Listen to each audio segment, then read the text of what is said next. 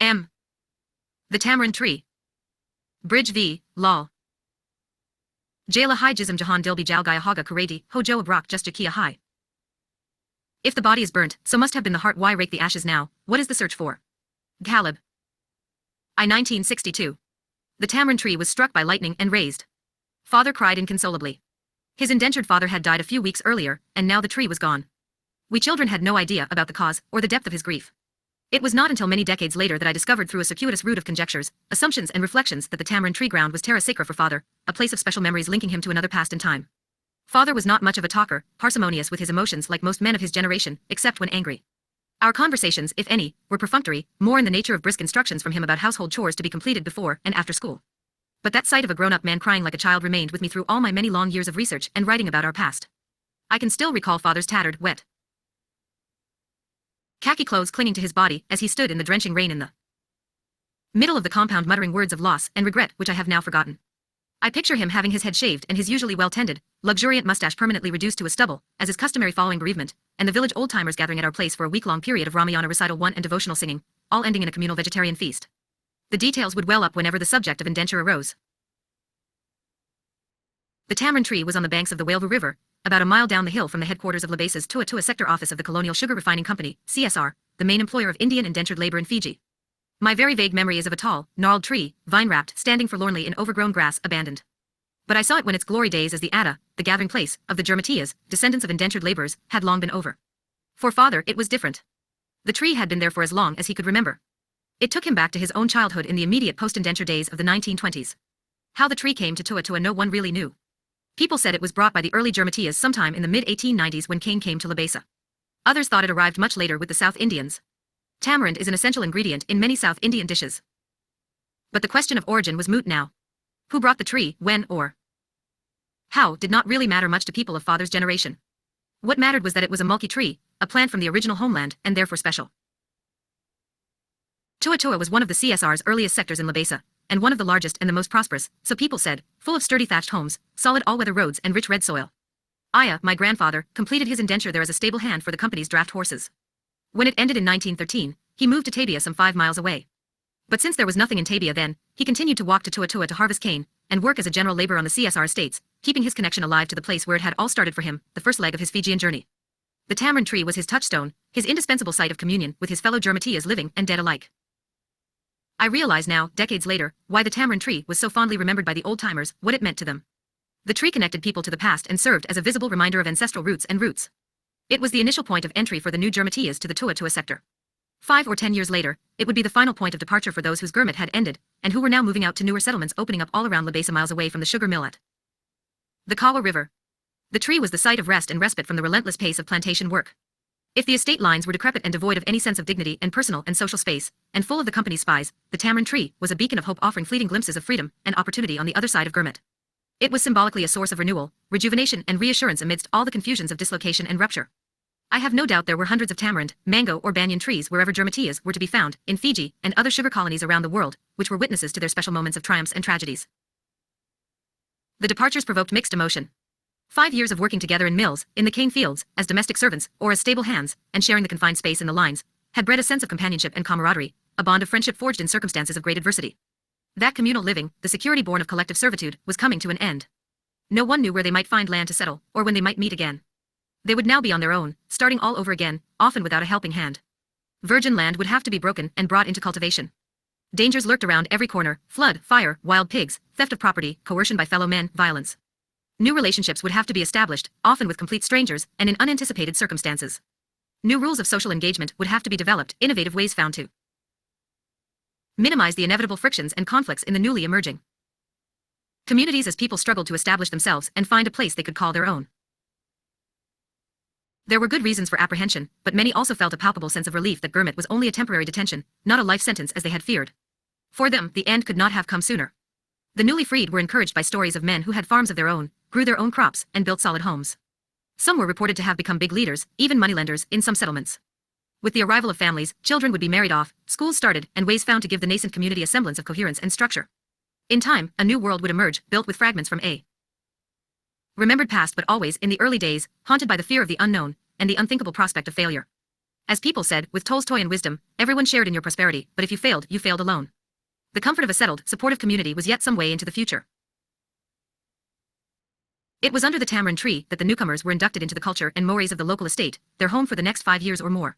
They would be told about the people to avoid, the overseers to be on the lookout for, the way to handle difficult tasks in the fields, and the tactics to employ to frustrate any unfair demands. Tools could be damaged, sickness feigned, tasks completed slowly. They would learn where private pleasures in food and flesh could be safely indulged. For a little something on the side, anything was possible, anything could be arranged, cigarettes, alcohol, even women. Everyone knew who the best pimps and procurers in Tua were. No wonder some Jermatias called the estate lines Kaspagars brothels. If some plot had to be hatched about giving a hiding to a sirdar, or an overseer, if some particularly troublesome Jermitia had to be put in his place or brought into line, if some company farm had to be torched in retaliation for violence against the laborers, the tamarind tree was the place to meet and plan. The plots hatched there and the secrets shared were safe. Departures and arrivals, transactions and transitions, the tamarind tree was a silent witness to all these and much more. If only it could talk. From my scarce notes and fading memory, I recall imperfectly stories these men heard under the tamarind tree about the labyrinthine world of Gurmit. They are the partial, private recollections of old men, but they are all I have, perhaps all they had too. Like life itself, there is no single pattern to them, no single theme or narrative. Together, though, they provide an insight into a complex and conflicted world that is now well beyond recall. According to Aisha Jalal, the noted Pakistan-born historian of the Indian subcontinent, it is possible to chalk out a new interdisciplinary way of reconnecting the histories of individuals, families, communities, and states in the throes of cataclysmic change. She goes on to suggest that microhistorical detail can illuminate the texture of macrohistorical change.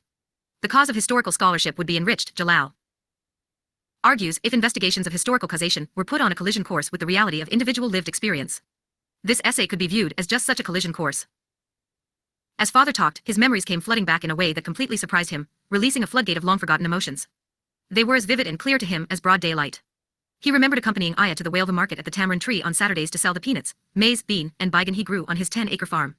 People from all around Waleva came, men dressed in the traditional Indian garb of dhoti and pagri and long-flowing kurta. Buying and selling was really an excuse for weekly or monthly reunions. After 5 years of living together in the labor lines during the age of indenture, people had dispersed to wherever they could find a piece of land to rent. There was no rhyme or reason to how Indian settlements evolved. Contingency and circumstance determined outcomes. Meeting at the market under the tamarind tree kept the memories of old companionship alive. What father remembered from those distant conversations was the clear consensus among the Jermatias that fruits back home in India were always sweeter, the best. Indeed, everything about Mulk, homeland, was golden, perfect, the nostalgia of a displaced people dealt a rough hand by fate. What strikes me now about the Jermatias is how they were a people caught in between, stranded in the cul-de-sac of a past vanishing before their eyes. They were living in a place they could not escape, making home in a land they could not fully embrace. It was at gatherings under the tamarind tree that people recreated the rituals and ceremonies they remembered from their childhood back in India. Higher caste men came to the market to have their weekly shave and regular haircut by their favorite hajam, traditional barbers, who would in return receive some lentils and rice. The ritual had to be observed even though everyone knew it to be just that, a ritual, father said. It was their way of keeping a world alive even though they knew in their hearts that it was dead, for all practical purposes. Aya was no exception. Priests dispensed advice about the most propitious days for this puja, ritual, or that. Sometime in the 1920s, people built a small kuti, a small hut, near the tamarind tree, and priests took turns reading the scriptures and officiating at Thanksgiving celebrations hosted by families in the hope of having a piece of good fortune, or in anticipation of a blessing. This might be the birth of a son, for example, the cure of some mysterious ailment, or the lifting of a curse. Dates for festivals would be announced and taken to the settlements. Astrological charts would be drawn up for those who wanted it, names for babies suggested. People would make discreet inquiries about the availability of marriageable boys and girls. Marriages were still arranged by parents and community elders, preferably within a prescribed range of castes.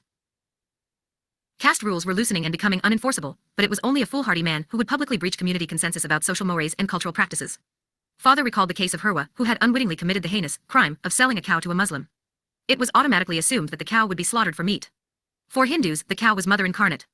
When the news became public, Herwa was hauled before the elders, asked to do prashkayat, penance, and to give a bandara, feast, for all his fellow village Hindus as well as a calf each to the 3 Brahmin families in the immediate neighborhood. Breaching important social values could lead to hakapani band, social ostracism. People would be reluctant to marry into the family. They would avoid attending their funeral and mourning ceremonies. No Mandali, group of disciples, would recite the Ramayana at their place. Cane fields might be torched, people beaten up, womenfolk interfered with. So a feast had to be given, whatever the cost. This could financially cripple the feast giver, as happened with Herwa. Broke and depressed, he left the village for some unknown place far away, leaving his past behind him. No one ever saw him again. The practice of punishing people using customary ways went with the old-timers, as the rule of tradition gradually gave way to the rule of law. For father, as a young boy, accompanying Aya to the annual festivals held at the Waleva grounds was the most exciting time of the year. It was the same for children of my generation growing up without radio, television, and other inventions now so commonplace. Ram Lila and Holi or Phagwa were the main festivals for the largely Hindu community around Wailvu. Ram Lila enacted the story of the Ramayana. For 7 days the text would be read by groups of men, from different settlements taking turns, to the accompaniment of rudimentary musical instruments, dhalak, harmonium, dantal. These could sometimes morph into inter-village competitions to see who sang the Ramayana the best. The story of Rama, his childhood, exile, and eventual triumphal return, would be acted out by men and boys with the right headgear and multicolored clothes. People would sit wrapped on the sack-covered ground witnessing the gripping drama being acted out before them by their own children or siblings. As a child, I relished playing the role of a monkey in Lord Hanuman's banner Sena, army, on its way to conquer Lanka, with my bouncy iron tail wrapped in colored crepe paper. Our performance would be the subject of much mirthful commentary at home and in school. Phagwa was a more riotous affair, a festival of colors, celebrated at the end of the agricultural season on the last day of the lunar month. People played with colored water and sprinkled powder on each other as they went from home to home singing choutals, specially composed songs. The climax came with the burning of the effigy of the evil king Hiranyakashipu. A huge bonfire would light up the sky for all the neighboring villages to see. One year, sparks from the bonfire set a nearby cane field alight, damaging several acres of the crop. That cause was disputed by some old-timers who thought people from another sector, jealous of the popularity of the tamarind tree celebrations, had torched the fields. Another theory had Muslims responsible because they resented the loud musical processions past the mosque, especially during Friday prayers. Some blamed a family of thieves who were publicly shamed for stealing murgi chor poultry. In typical village fashion, the speculations could be unending. Whatever the cause may have been, the CSR banned the celebrations at the tamarind tree for good. Thereafter, Phagwa became a local village-based celebration, and so it remains today. Father's recollection of Phagwa reminded me of the Muslim festival of Muharram, or Tazia, marking the martyrdom of Prophet Muhammad's grandsons, Hassan and Hussein.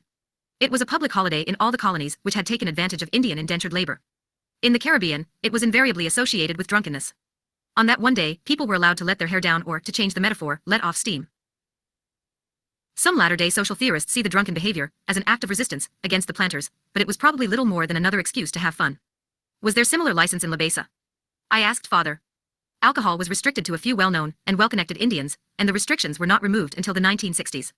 But other drugs were around, principally ganja, marijuana, which old-timers from Biradri, comparable caste groups, smoked from a hookah in the bellow, men's house. We children were not allowed near the building when the Jermatiyas were talking about Appas Kabat, secret things. I still vividly remember the plants with serrated leaves at our well which we were told not to touch because they were holy. Ganja gradually disappeared with the Jermatiyas, though now it is making a comeback in some of the more remote parts of the country. Yakona, or kava, became the principal social drink of the community, and alcohol when drinking restrictions were removed. Kava, Piper methysticum, was the first Fijian item the Indians truly appropriated. It is a mildly narcotic drink, muddy in color, made from the pounded root and stems of the plant. It was among the goods surreptitiously bartered with the Fijians who lived at the edge of the sugar estate. In exchange for salt, sugar, rice and spices, the Indians got fish, crab and prawns. These transactions were strictly illegal, for the government forbade contact between the two communities. The exchanges took place at the Tamarind Tree during late weekend afternoons or early evenings when chances of detection were slim. The old-timers remembered one Fijian man, Sikop, who was a regular at the Tamarind Tree, roly-poly, frequently shirtless, hairy-chested, and a very savvy negotiator. Hum hi and Karaja Batho, he used to say, I am the king of this place. He might have been, it is difficult to say. People remembered him as an open, friendly man, but what they admired most was his fluency in the local variant of Hindustani. Spiced with Fijian words and phrases and Hindi swear words, such as solitudia, arsehole. The Tamarind Tree transactions crossed barriers and boundaries, but that was the extent of the interaction between the two communities. For the most part, the Fijians and the Indians continued to view each other through the prism of prejudice and fear. The demanding plantation routine left the Jermatiyas little time for idleness or indulgence. But weekends were free, and during the drier months, people gathered at the Wailvu grounds for fun and frivolity. Gatka, stick fighting, was popular, but kushti, wrestling, was the main sport on the estates. It was familiar, cheap and entertaining, and more importantly, the CSR encouraged it as a way of keeping the men fit. Sometimes it was staged as an intersector wrestling competition and sometimes as a contest between the free and those still under indenture. The prize did not matter, father said, what counted was pride in oneself and in one's sector. Rahiman, a recently freed laborer from Waikol, was the champion wrestler widely known throughout Labesa. He was the man to beat. Once, a man named Jagra challenged him to a contest. Everyone thought it would be a quick one-way contest, over in minutes if not seconds. But Jagra had other ideas. He confided his plan to some close friends who decided to put a large sum of prize money behind him. Confident as ever, Rahiman's followers backed him with a similarly large sum, feeling almost sorry for his opponent. A large crowd gathered at the Tamarind Tree on the advertised day. As the two men were about to enter the ring, word spread that Jagra had rubbed his body with pig fat. Rahiman, being a devout Muslim, refused even to shake hands with a pig fat smeared man, let alone wrestle with him, and so forfeited the match and the prize money. There was consternation in the crowd. Nothing like this had ever happened before, this act of pure provocation.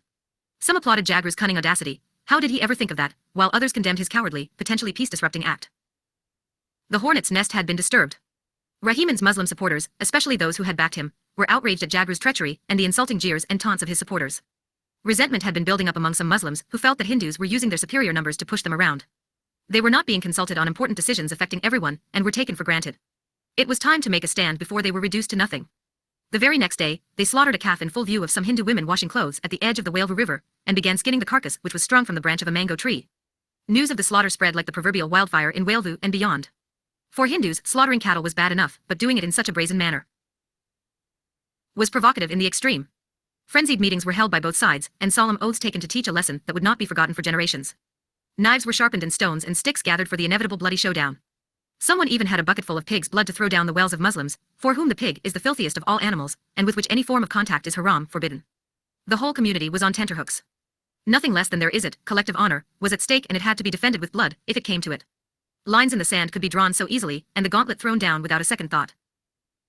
Someone had the presence of mind to report the matter to the Tua sector office. Mr. Sebastian immediately drove to the Tamarind tree, and gathered leaders of both communities for an urgent meeting.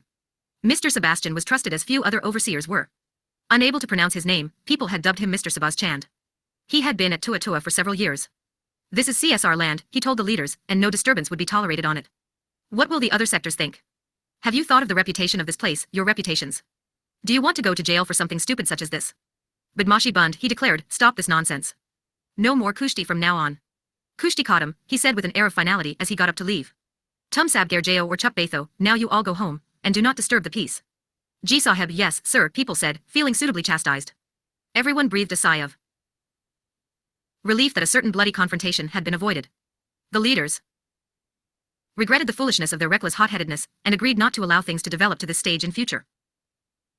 A resolution of sorts was reached a week or so later when at a gathering of both communities under the tamarind tree, Jagru apologized to Rahiman and shared half the prize money with him. Soon afterwards, for reasons then unknown, he left Wailvu for Wainikoro in northern Vanua Levu. People later said that this was Mr. Sebastian's handiwork. As an experienced overseer and observer of the Indians, he realized that the truce was temporary, like a patch over the puncture of an overheating tire. Sooner or later, it would erupt. Grief and grievance ran deep among the people Mr. Sebastian had long supervised. It was one trait the company and colonial officials knew and feared, the unpredictable reaction of a people who on the surface appeared so docile. If Jagru left Tua voluntarily, Mr. Sebastian reportedly said, there would be no black mark against his name. Nor against his own for letting matters get out of hand in a place which he knew like the back of his palm. Jagru agreed, he really had little choice. A few months later, Mr. Sebastian was promoted and transferred to another estate. Father was not alone in his almost mystical reverence for the tamarind tree. His recollections led me to other older men in the village Nika, Bihari, Malu, Jenda, Digumbar who had their own stories to tell about the tree. They too recalled the festivals, the food and the fun they had as children, making their weekly pilgrimages to the Wailvu market with their fathers. Nika remembered Madho, an Ahir cow herd, who was very particular about caste scruples and practices. The Ahirs had a reputation as tough and independent-minded peasants, never shirking a fight in defense of personal or family honor, or when avenging a real or imagined insult. Gurmit had turned Madho's world upside down. The basic tenets of the old order of village India were gone or had become irrelevant, but he was determined to preserve what he could of the old ways. He would work with men of all castes, in this he had no choice, but he cooked his own meals. Whenever he could. He would take food and drink only from men of his own caste or those above him. And he managed to create a small fraternity of Ahirs in Tua, a Biradari. Its main purpose was to maintain a semblance of Ahir cultural identity. They performed remembered rituals for their kuldevtas, family gods and goddesses, celebrated their ancient village festivals, helped each other whenever they could, and performed the Ahirwa Kunach 3 at festive occasions and weddings. We in Tabia knew it as Lenga Kunach. Now it is gone, replaced by mindless Bollywood extravaganzas and Michael Jackson-style dancing. The most important role of the Biradari was to arrange marriage for Ahir children. Madho invariably took the lead in the negotiations. Marrying down was out and so was marrying up into castes much higher than your own. It was adharmic, morally inappropriate, potentially inviting divine retribution. These caste arrangements were the work of the gods, not of men, Madho used to say. Old-timers, Nika said, kept a careful mental record of where eligible boys and girls were. Some even arranged marriages as soon as children were born. This was the practice among some castes in village India. Once given, one's word was cast in stone. Sometimes, things could go too far. Once Madho had a man caned under the tamarind tree in front of his fellow Ahirs for eloping with a woman of lower caste, Shamar. Caste pollution, he had said, set a bad example. When the senior sector manager, Mr. Harriman, Hari Ram to the Jermatiyas, came to know of the incident, he told Madho, whom he otherwise respected for his leadership abilities, not to take matters into his own hands. Hi and hum Sarkar Batho, he said, here we are the government. Madho remained Madho to the end, incorrigible and unreformed, but with progressively diminishing authority and influence, a relic of a forgotten past, as people dispersed and new influences came. In time, wealth and education, not caste, became the markers of identity and status. Labesa sugar plantations had a reputation for inflicting excessive violence on Jermatias. Files record men and women traveling long distances, from Najajai and Wainakoro and Laga Laga, under cover of darkness to report cases of abuse to the stipendiary magistrate in Nazia town, taking so much risk of discovery but with no guarantee of redress.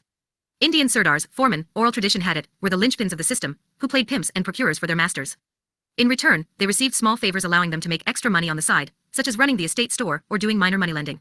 It was not all one-way traffic though, as I learned. Sirdars and everyone else well knew the dangers as well, the limits beyond which it was not prudent to venture. The sharpened cane knife in the hands of an enraged man was the most feared weapon on the plantation, with killers freely confessing their crimes. Before facing the gallows. This kind of violence was not uncommon in village India. Is it Kasal high, people said, it is a question of honor. Honor, their sense of self-respect, was all they had. It was the way of the peasant world. Buchan was the go-to man should one want to teach someone a lesson. He liked to see himself as the people's enforcer in the sector. Members of his caste had taken the danda role, even in India, it was said.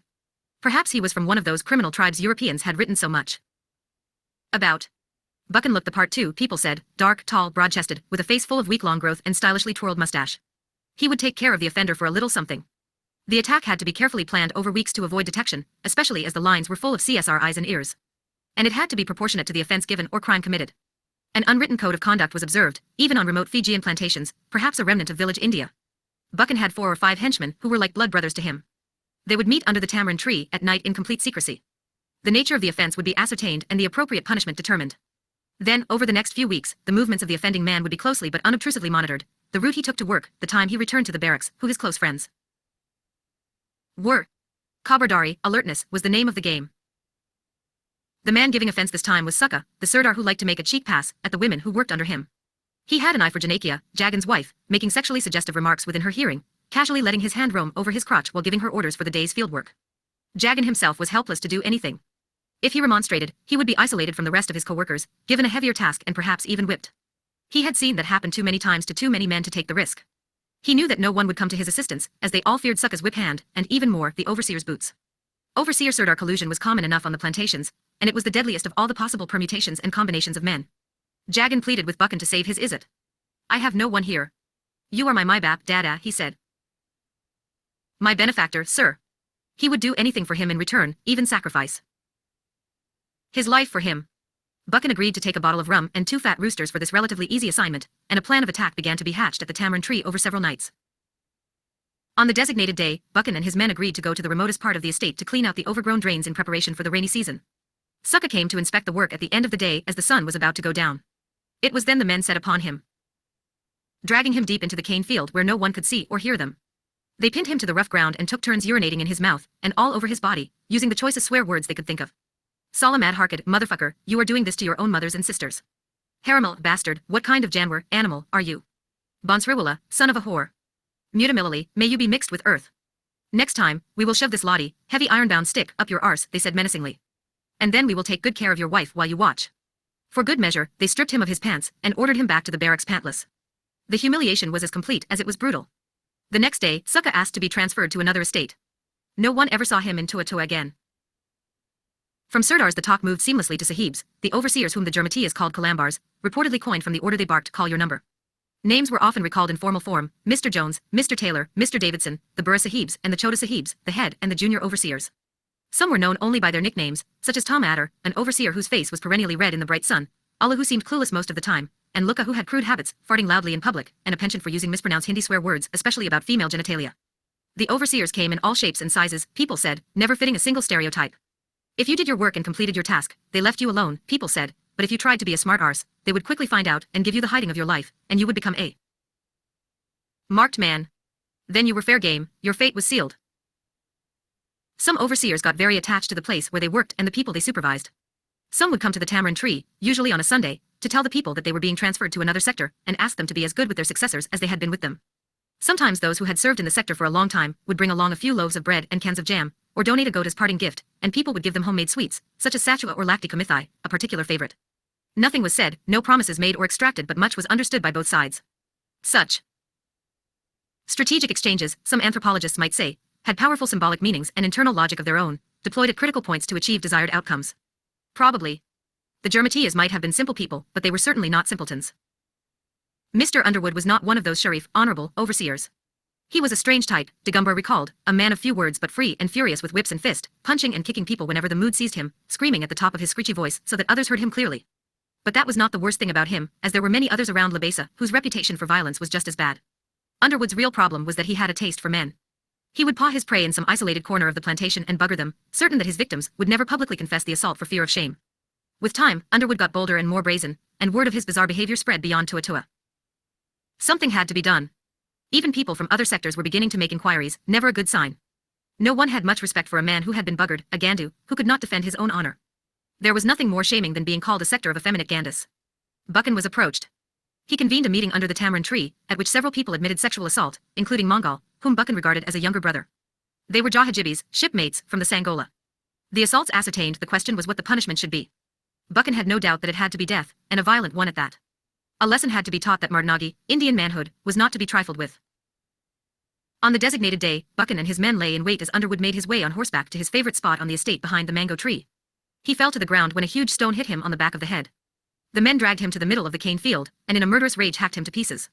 They then stuffed dismembered parts of his body into a jute sack, tied it up and buried it in a grave in the overgrown grass at the far end of the field, covering it with shrubs to avoid detection. The gruesome murder shook the CSR. Underwood's depravity was known to his fellow overseers, and he would have been transferred to another sector sooner or later, or assigned a non-supervisory position in the company's local office. That would be the common practice for dealing with the rotten potatoes, as the phrase went, before the whole sack was lost. But the laborers had to be taught a lesson lest things got out of hand. And the company's authority in the public eye was undermined. Strong resolve was called for, and the company left no stone unturned in getting to the bottom of the matter, with the support of the local inspector of police. The area's stipendiary magistrate, Mr. Foster, a former CSR overseer, agreed and urged swift action. Workers had to be put firmly in their place. For weeks, people were beaten or bribed for leads. Wages were withheld and permission refused for laborers to leave the estate, even for brief social visits. Nor were visitors allowed to enter the estate premises. The estate dispensary was allowed to run out of medicine. All recreational activities were cancelled. The Tuatua estate was in complete lockdown mode. Many suspected who the deed-doer was, but no one said anything. Treachery and betrayal at a time like this would bring swift retribution, usually in the form of beheading. And Underwood was a bad man. Then someone Chotu, people found out much later, with whose wife Buchan was having a torrid affair, fingered Buchan as the most likely culprit. He admitted leading the assault as an act of self-defense against egregious provocation. First our women, then our men, who is next, our children, he reportedly said at the trial, but to no avail. He was found guilty of first-degree murder and hanged, and his co-conspirators sentenced for life. The plantation was clearly a place of rough, rudimentary justice. The Jermatias often did not get a fair day in the courts. The mysterious protocols of court kacheri, the courts, were beyond them, and cases were decided on the basis of hard evidence adduced, not on hearsay or uncorroborated assertion. Inevitably, the overseers came out on top. But the stories I heard suggested greater complexity. Excesses certainly occurred, but they came at a price, everyone realized, and usually at the expense of life. Things could go only so far and no further. Tact was backed by force. It was people like the men who gathered under the tamarind tree, who maintained a semblance of order at a time of great chaos and confusion and kept the community intact. It was no mean achievement to transform a ragtag group of people from hundreds of castes, speaking a host of tongues, from different parts of the subcontinent, subjected to servitude on the plantations, into a relatively smoothly functioning community bound by some essential values. It was not until much later that I realized why the old-timers held the names of men like Buchan in such awe and admired them so much. They were their unsung heroes, Samaj Rakshak, guardians of the community. On a fleeting visit to Labesa some years ago, I went to the site of the tamarind tree late one afternoon. Nothing remained but the rotten stump of the old tree concealed in the tall, unruly grass. School children walked past the site every day, unaware of what once was there. Not even the teachers at Waleva Primary knew. It was the same with the men cutting cane in adjacent fields, and others going about their daily business on horseback or bicycles. The silence was surreal, almost haunting. The past had become past, just like that. It reminded me of so many other things I had seen or experienced, but which were now gone. I remembered the graves I had seen some years earlier of men and women who had died during the wreck of the Syria, now lying unmarked and covered by shrubs at the edge of the Nazalai village. I remembered the tall mango tree behind our thatched house in Tabia, which had given us the fruit for our pickles, but which had been destroyed after a fire, lit to smoke the bees out from its hollowed base, had been left to smolder away for months. The land where we had grown up, where so many of our childhood memories were formed, has been reclaimed by its native owners, and has reverted to bush, obliterating all signs of the life and laughter that once filled the place. Signs of dereliction and neglect abound.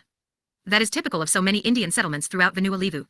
There is little consciousness of the past and even less desire to know about it among our people.